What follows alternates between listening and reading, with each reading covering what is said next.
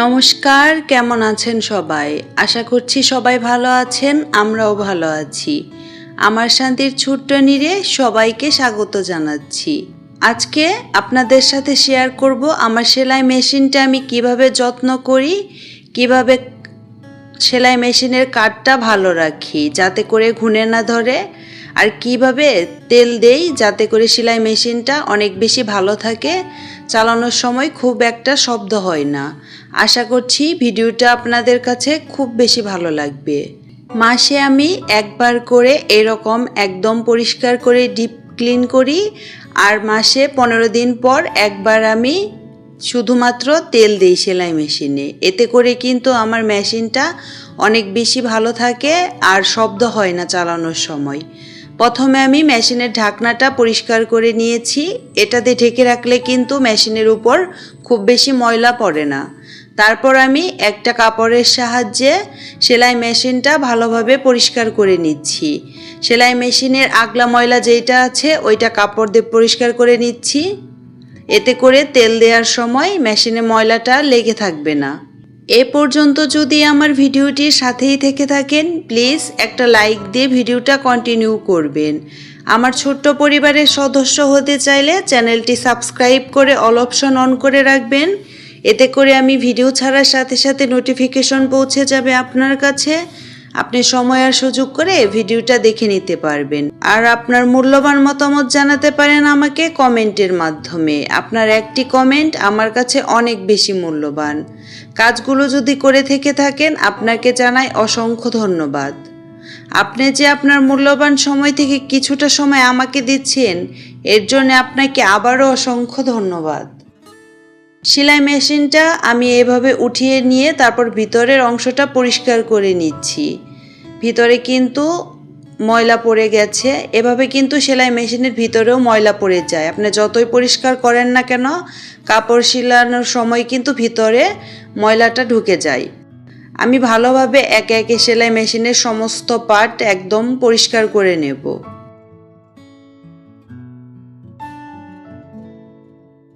আর এই অংশটাতে দেখুন কতটা পরিমাণে ময়লা জমেছে। 15 দিনের মতো হয়েছে এই অংশটা আমি পরিষ্কার করি না, এতে করেই কিন্তু এতটা ময়লা হয়ে গেছে। আমার পদ্ধতি ফলো করে আপনি যদি সেলাই মেশিনটা পরিষ্কার করেন মাসে একবার অত্যন্ত পক্ষে এভাবে, তাহলে কিন্তু আপনার মেশিনটা খুব বেশি ভালো থাকবে।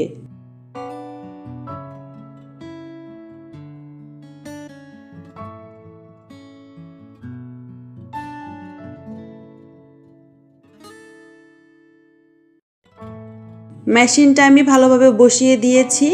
এরপর আমি মেশিনের নিচের অংশটা পরিষ্কার করে নেব। নিচেও কিন্তু অনেক বেশি ময়লা জমে, এখানে কিন্তু সবথেকে বেশি ময়লা জমে, কারণ এটা নিচের অংশ। অফ ক্যামেরাতে আমি ভালোভাবে সেলাই মেশিনের নিচের অংশটা একদম ঘষে ঘষে পরিষ্কার করে নিয়েছি। সেলাই মেশিনটা একদম পরিষ্কার করে নিয়েছি। এখন রইল তেল দেওয়ার পালা।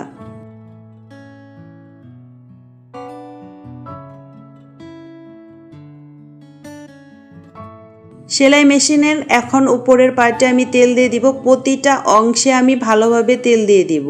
আপনারা দেখতেই পাচ্ছেন আমি কোন কোন পার্টে তেল দিচ্ছি। সেলাই মেশিনের উপরের অংশে যে প্রতিটা ছিদ্র আছে ওইখানে কিন্তু তেল দিতে হবে। আমি ভালোভাবে তেলটা দিয়ে দিচ্ছি। চেষ্টা করবেন ভালোভাবে খুব বেশি পরিমাণে তেলটা দেওয়ার, এতে করে কিন্তু মেশিন অনেক বেশি ভালো থাকে। আমরা যেমন খাবার না পেলে আমাদের শরীরটা দুর্বল হয়ে পড়ে, সেলাই মেশিনেরও কিন্তু তেলটা একটা খাবার। আপনারা যদি পরিমাণ মতো তাকে খেতে না দেন, তাহলে কিন্তু আপনার সেলাই মেশিনটা খুব ভালো কাজ করবে না। অনেকে বলেন যে সেলাই মেশিনে খুব বেশি শব্দ হয়। আপনারা যদি নিয়মিত তেল দেন তাহলে কিন্তু শব্দটা অনেকাংশে কমে যাবে। এখানে আমি সেলাই মেশিনের দাঁতে ভালোভাবে তেল দিয়ে নিয়েছি। এখন সেলাই মেশিনটা তুলে নিয়ে তারপর সেলাই মেশিনের নিচের অংশে তেল দিয়ে দিচ্ছি। এখানে প্রতিটা স্ক্রুপে আমি তেল দিয়ে দিচ্ছি। এটা কিন্তু খুব বেশি গুরুত্বপূর্ণ অংশ। আপনি উপরের পার্টের থেকে কিন্তু নিচের পার্টে তেল দিতে বেশি কষ্ট।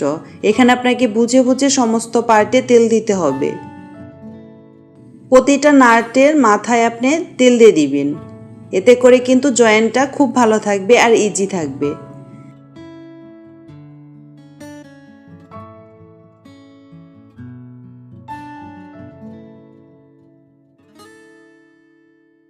সেলাই মেশিনটা আমি ভালোভাবে বসিয়ে নিয়েছি। এবার বাড়তি যে উপরে তেলটা পড়েছে এটা ভালোভাবে একটা শুকনো কাপড় দ্বারা মুছে নিচ্ছি। এই অংশের তেলটা কিন্তু উপরে উঠে গেছিল। এরপর আমি সেলাই মেশিনের নিচের অংশে ভালোভাবে তেল দিয়ে দিব।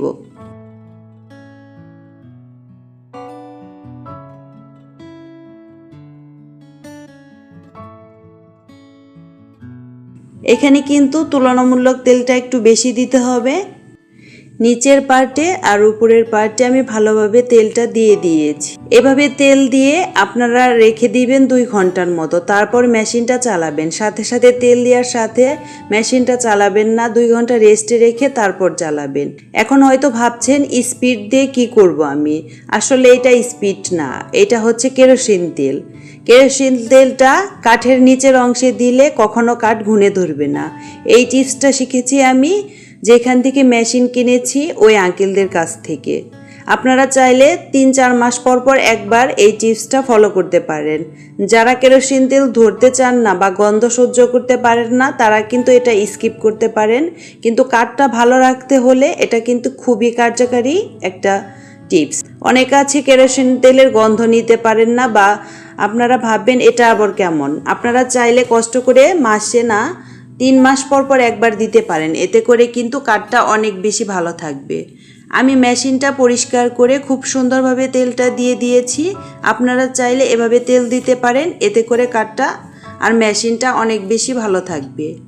চলুন তাহলে নতুন একটা ভিডিও দেখার আমন্ত্রণ জানিয়ে আজকের মতো এখানেই বিদায় নিচ্ছি। সবাই ভালো থাকবেন, সুস্থ থাকবেন, সাবধানে থাকবেন। আর ব্লগটা কেমন লাগলো অবশ্যই কমেন্টে জানাবেন।